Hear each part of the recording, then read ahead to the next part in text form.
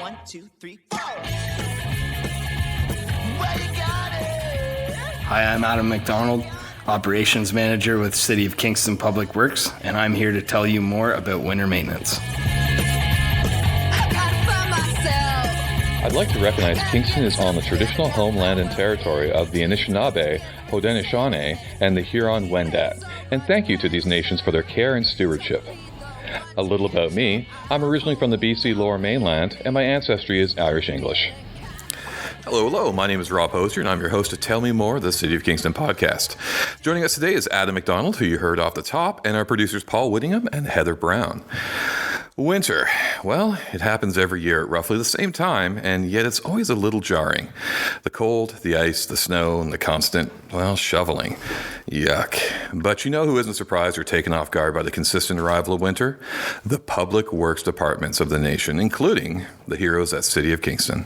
In this season's finale, Public Works Operations Manager Adam McDonald will tell me more about what it takes to keep the city's roads and sidewalks clear in the winter, and perhaps most importantly, what the community can do to facilitate that. Adam, welcome. It's so wonderful to have you here for this very seasonally appropriate episode. I know that winter maintenance is one of those things that impacts everyone in the city, whether you drive, walk, or take the bus. We all count on your team to make sure we can get around. It sounds like a pretty big job, but I want to start the conversation with asking, how did you first come into this role? So, I from Napanee originally. Okay. Went to St. Lawrence College for civil engineering technology, and I spent about a decade in the private sector out of school. Okay. And one of those jobs that I actually worked for the city's winter maintenance contractor that looks after the east. Okay, former gotcha. Pittsburgh Township in 2013, and moved on from there. Did some traveling with different positions, and then in 2016 I started at Public Works, and in June of this year I went from supervisor to operations manager. That's awesome. So now we know a little bit about you. We're going to have to talk about winter. And this is a really big job for your team. So I assume that planning starts pretty early. What goes into preparing for the season of winter maintenance? So with Public Works, winter is basically a 12-month-a-year operation for us as far as, like you mentioned, the planning part. But we really start to dive in late August, early September. Gosh. So the things that we kind of hit off the top are loading the sand domes. Yeah. We have 3 of them. We have one on Innovation Drive in the east. We have one at Central Yard on Division Street, and then one at Creekford Road. Mm-hmm. So we fill those with salt and sand. We import additional salt that we use outside of sand for de-icing. Mm-hmm. And then we start to convert our equipment. So the fleet services department is a big player in getting us ready for winter. A lot of our dump trucks that residents will see out on the road during the summer get converted to winter snowplows. Okay. So that's a pretty big operation, and it takes months to get everything back to winter readiness. Sure. So we go through that process September, October, and try to be around 75-80% ready to go for November 1st, because as I'm sure you know, Halloween snow is not uncommon here. Absolutely. And then generally by December 1st we're at 100%. Wow. Good to go. That's incredible. And that was evidenced recently with that storm that passed through. I had my parents visiting from a municipality I won't speak of, because they were amazed with how well that was handled and how quickly it was handled. And that's one of those early times when we had that. Yeah. So, but in terms of priority, how do you work through the streets and sidewalks? So there must be a method that ones you start with, or how's that ordered? So basically how that gets constructed is there's 2 documents that really play a big role in that. The first one is the Ontario Maintenance Standards, which is kind of the provincial Bible of priority of class of roads, and then how roads get maintained in the winter, as well as sidewalks and cycle lanes. And then that really provides the foundation for the city's winter maintenance policy, which is available at cityofkingston.ca for residents to review. So roads, sidewalks are classed in 3 different categories. For roads, there's arterials, collectors and bus routes, and then local roads. Mm-hmm. And then there's timing set out for snow, de-icing, clearing. and so that's all stated in the city's winter maintenance policy. But then there's also the same hierarchy for cycle lanes and also for sidewalks. So there'll be arterial sidewalks, collector sidewalks, and then local sidewalks or pathways. Perfect. So it's really just like it's a three level criteria kind of for each class based on traffic volume. School zones obviously take a priority over a residential sidewalk that connects from street to street. Things like that are how that's constructed. And actually the city's winter maintenance policy is fairly robust, and some of our timelines are actually more stringent than the municipal maintenance standards. Wow. So we really try to go above and beyond on our winter maintenance operations. So that's what you'll see out in the out on the streets this winter, on why one street might be plowed at a greater rate or faster than another. Yeah. And one of the other things that residents can use to monitor our operations is our winter snowplow and sidewalk plow tracker app. So both of those will provide kind of updates from basically the seat of the truck on where we're going and how long it's been since we've made a pass on your street or on the street that you travel to go to work, things like that. So it really helps keep the public informed of our operations and how we're making out through a storm. That's awesome. Okay, so we talked a little bit about snow, but really in Kingston, the biggest nemesis is often ice. How do you manage ice? I assume it's, once it's formed, it's hard to get rid of. Can you tell me a little bit more about de-icing? So de-icing is a lot of pre-event preparation work, and the city's got a pretty robust, actually kind of industry leading, if I can kind of say so myself. On this podcast, you definitely can. Our anti-ice DLA program is for municipal level is very robust. We have 2 de-icing routes that we follow, a rural and an urban, and then we also actually have a third that our east contractor does as well. So we try to hit all the main arterials with anti-ice liquid. Yeah. 12 to 24 hours before a major event. Okay. And then where that helps us is you don't, as a driver, you probably don't see the impact during the storm, but it really helps us clean up because it turns the roads back to a state of bare and wet a lot faster than if it wasn't there, as long as the weather conditions are right. Yeah. So what that does though, it really helps prevent ice forming on the roads during and after an event, because it keeps the wheel tracks portion bare. Okay. And you'll notice if we have a major snowstorm, intersections are really tough because stop traffic, cars sit, the exhaust heat will melt the snow, but then once the cars leave the intersection, it cools off, it'll turn that to ice. That's where we really get the benefit. So in an event, because there's trouble trying to get through that intersection with the flow of traffic, snow can build up and pack, but the anti-icing really helps us burn that snowpack off when we're on the cleanup back end of a storm. Yeah. And then we also will salt bus stops and sidewalks ahead of an event, especially if freezing rain's in the forecast. Right. Freezing rain is probably the toughest, depending on what type of freezing rain we get, to manage, as far as how do you prepare for it, how do you treat it during the event, and then how do you turn around and clean it up, because it's an animal onto itself. You can get a cold rain that will freeze when it sticks to the ground, which is probably the most treacherous, or you can get like ice pellets or like a kind of a granular freezing rain, which is actually a little easier to manage because it acts more like a snow than it does ice. But once you get into ice conditions, it's really tedious to get back to a clear state of repair. It's probably our biggest challenge, absolutely, as you mentioned. So. Yeah, it's and the prep work that goes into it too. So something you may not see versus something very visible as a snowplow or something like that. But the thought and the equipment going into it, and speaking of it, it's it's a big job with a lot of equipment and a lot of personnel on the ground, as it were. Could you tell me, and this may be the same answer, but can you tell me about the biggest challenge you face cleaning up after an event? Definitely the biggest challenge for us is managing on-street parking. Because what happens in a winter event is our plows sometimes cannot access certain streets because there's vehicles parked, especially on both sides of the road. Mm-hmm. So that snow just accumulates and accumulates and accumulates. And then, so there's kind of two stages. So there's the actual trying to get through to open the street back up, which obviously, as we mentioned, our maintenance policy and our maintenance standards, we have a timeline to get that done. Sure. But then we have to look at snow removal.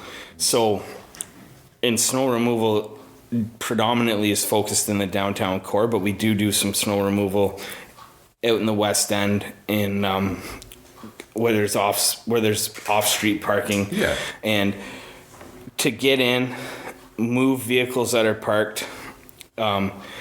When the winter maintenance policy is enforced, we get a lot of support from bylaw services to either ticket or tow. Mm-hmm.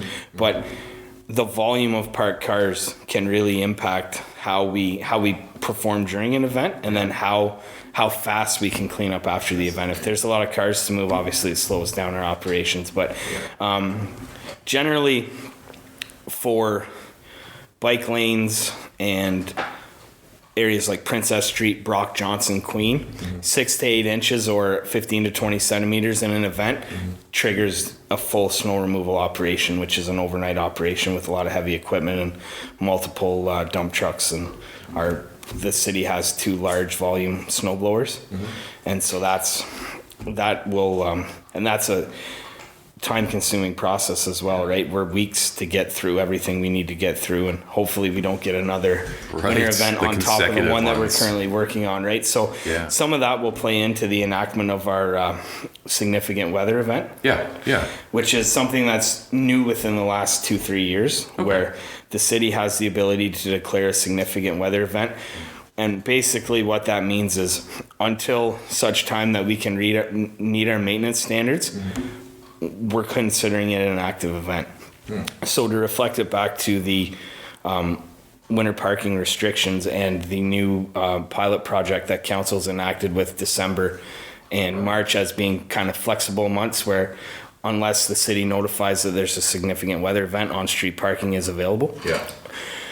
We could declare a significant weather event and then remove the declaration in 24 hours, depending on the severity. Or it could stay on for multiple days based on how the event went, how much accumulation we had, what we're faced with on cleanup. So any help we can get with getting cars off the street is just going to make things turn around that much faster. So let's focus on parking just for a quick sec as well. I can understand how that would be a challenge. We were able to visit y'all at Public Works with City Council recently to really kind of give them the scope of your services and really allow them sat into these massive vehicles that you operate. But we have some really narrow streets, so it doesn't take much to really clog them up. But last year, the city introduced that new winter parking bylaw, as we mentioned there. Can you go into a little bit more about that, and how does it differ from what we had before? So the previous winter parking restriction came into effect December 1st until March 31st. And basically it was a complete on-street parking ban between the hours of 1 a.m. and 7 a.m. every night. And there's one little caveat in there that Stewart Street in front of the hospital, actually the ban starts at midnight. Gotcha. Okay.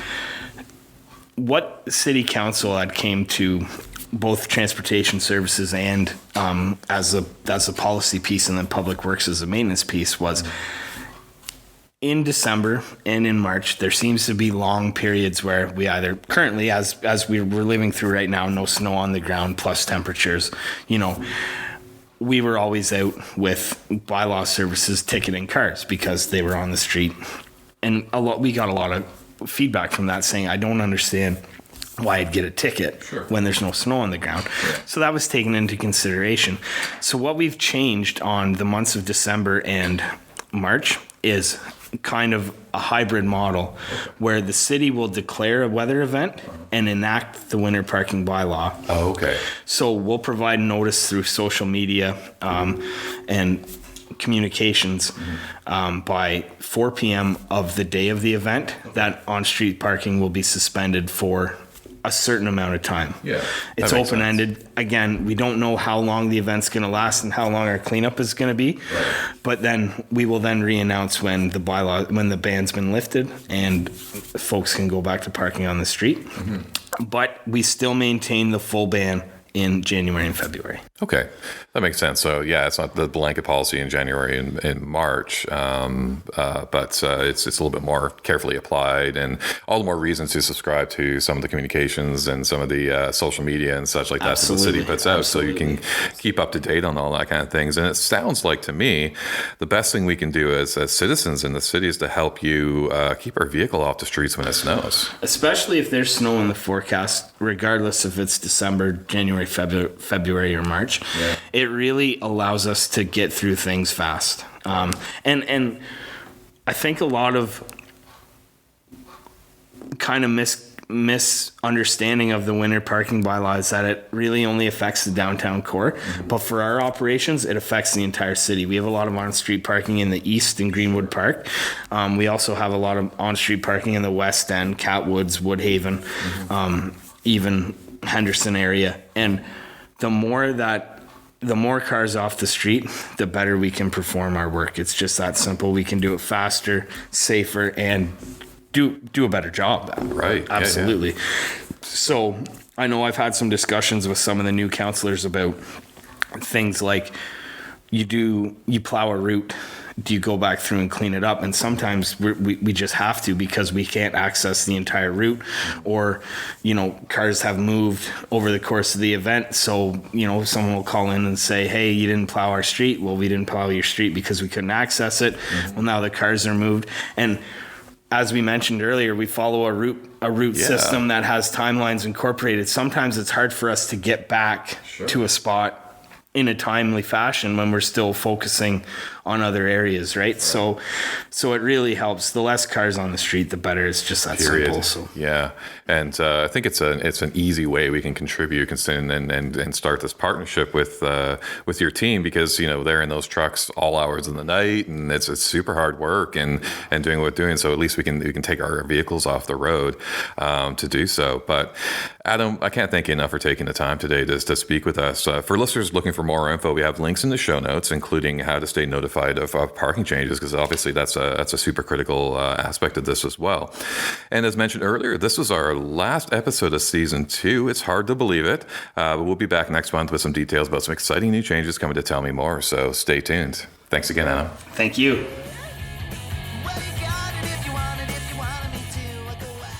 Remember to subscribe and rate us wherever you get your podcasts.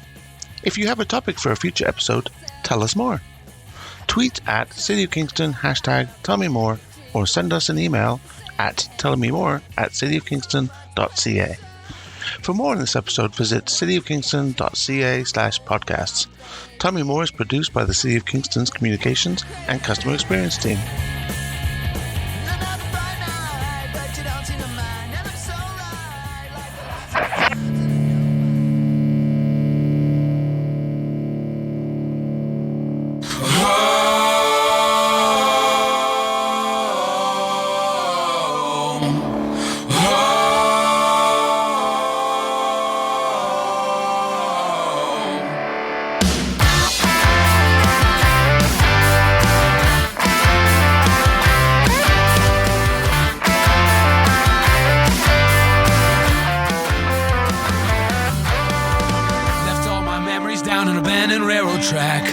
And when I left, I said I wasn't coming back, but I miss my friends and family.